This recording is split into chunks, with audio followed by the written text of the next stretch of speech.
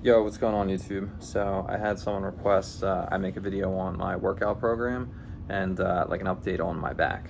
So for my workout program, the most important thing to remember is my program is set around having the right amount of volume, the right amount of intensity, and the right amount of frequency. Those are the three most important things because it's very important to understand. A lot of people in lifting kind of get this wrong. They think that more is better when it comes to fitness. It's not. You drink too much water, you die. You drink too little water, you die. You eat too little food, you die. You eat too much food, you get really fat. So what's best is best. That's a really important thing to remember. And more is not better in fitness because there's a certain amount of work that you can do before it starts to ruin your recovery. So we know that like about 10 working sets per body part is like very ideal.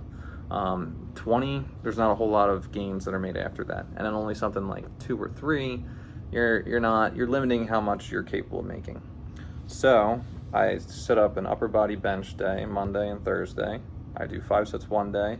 I do 11 on the other, but 5 of those are singles. So that's fine. For legs, for squats, I set that up. I do it Sunday and Wednesday. I do 5 sets of 5 for both days for that one. And then deadlifts are very taxing. They're one where you can kind of not do as many, but I follow this program. It's called Ed Coan Philippi deadlift routine. Google search that, and I do that, but I do the accessories a little different. The other thing is, if you're looking at my program and you want to know what I'm doing and you want to try and copy it, I would tell you there's probably going to be exercises I really enjoy that are accessory exercises that maybe you won't, and that's fine. The important thing is you work the muscles that you want to work with whatever exercises that you enjoy. So for example, when I only bench press for chest. I don't do flies, I don't do dumbbells, I don't do incline, I don't do decline, I just flat barbell bench. And I do 5 sets of 5 on Monday, and then I do 5 sets of singles with 90%, and then 3 sets of 3 with 80%, and 3 sets of 7 with 70%. So the other thing I do is the next week I add 5 pounds to all those lifts. So if my max was 200 pounds, 5 sets of 5, 75%, that would be 150. So I would do 150, and then the next week I would do 155, and then the week after that 160, 165, 170 until I fail. And then once I fail, I would restart all over again. And hopefully by the time that you fail, you've added, 5, 10, 15 pounds to your max, and you just do it over and over. That's really the important thing to get away to take away from this, is that it's more about the right amount of intensity, the right amount of volume, and the right amount of frequency. You're gonna have times where you're gonna push yourself, then you're gonna have times where it's kind of easier. You don't have to go crazy or do anything wild in order to make good gains. And then for the accessories for my bench workout, so there's this very popular lifting community called Westside Barbell, and they say that the bench is 75% triceps. I agree, they're a big part of it.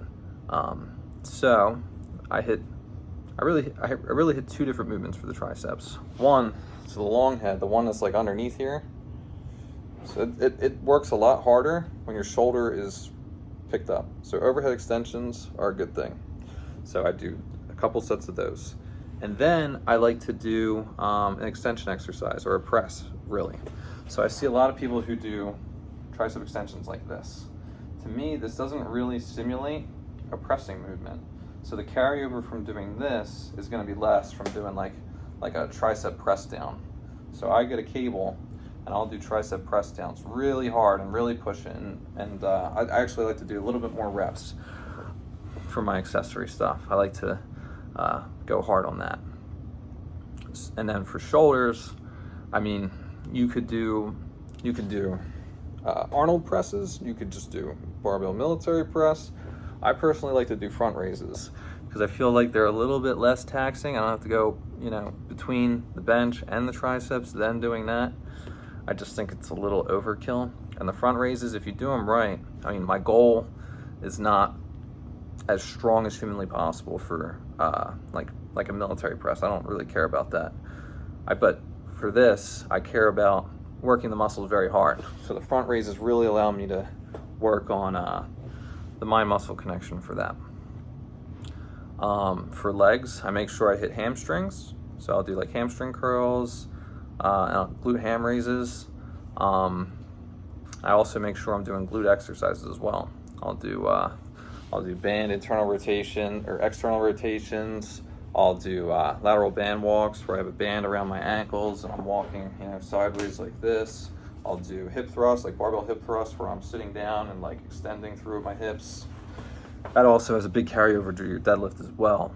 So I think hip thrusts and squats are two of the best things you can do to improve your deadlift. And then for abs, so same concept. I don't know why people really treat abs that much different. Same thing, right amount of volume, right amount of intensity, right amount of frequency. So if I have a tip for abs is that when you do like any type of like crunching movement, your upper abs are a little bit more involved. And when you do any type of leg raising movement, your lower abdominals are a little bit more involved. So I like to do the ab wheel, where I roll out, which really works the upper abs. And then I'll do hanging leg raises for the lower abdominals. And honestly, I just run through them. 2 exercises, that's it. Master. If there's any takeaway, is people go, your workouts are like really straightforward. You don't do all this different stuff. You're right, you don't need to. Like, my chest is well developed because it doesn't matter if it was flies, decline flies, with dumbbells, with barbells, with cables, your chest is working. Master the one exercise. Get stronger, have the right intensity, have the right volume, have the right frequency, and just do it over and over. That's more my philosophy. And then as far as my back, feels phenomenal. It's been 3 years. For people who don't know, I read this book called The Divided Mind and another one called Healing Back Pain by a doctor in New York named John Sarno. I spent like 15 years of my life in constant back pain, constant shoulder pain, knee pain. I went to school for physical therapy, dropped out. That was a great decision, actually. But basically, I was taught for such a long time that I have all these different abnormalities. I had doctors, physical therapists telling me I have spinal stenosis, herniated disc, scoliosis, that my scapula was displaced and digging into my trap because it was anteriorly rotated into my trap muscle. I was told that I look great, but my body sucks. I literally had a guy who trains professional athletes who have like $200 million contracts who was working with me telling me that. And so John Sarno really explains to people that the pain that you have is not related to your abnormalities. It's related to the brain sending signals to your body that create oxygen deprivation that causes a sensation of pain, and that you are in control of a lot of your pain, and that you can really turn it down significantly to the point where it doesn't exist. Now, it's not. Now, when I say that, people go, so pain is imaginary. No. It's very real, but it's your brain that's producing it. So, for example, you put your hand on a stove, right? You better experience pain or you're going to lose your fucking hand. So your brain's smart. It sends you pain in the right ways. However, for people who have either anxiety, depression, or bad understanding of pain, or, they get trapped, your brain basically starts sending you pain when it shouldn't. And anyone who believes their body is fucked up, like I was told for years, you get wrapped in that cycle. And a lot of like lifting, like little aches and pains that maybe people interpret as pain. For people who have chronic pain issues, it's very hard to explain all of it.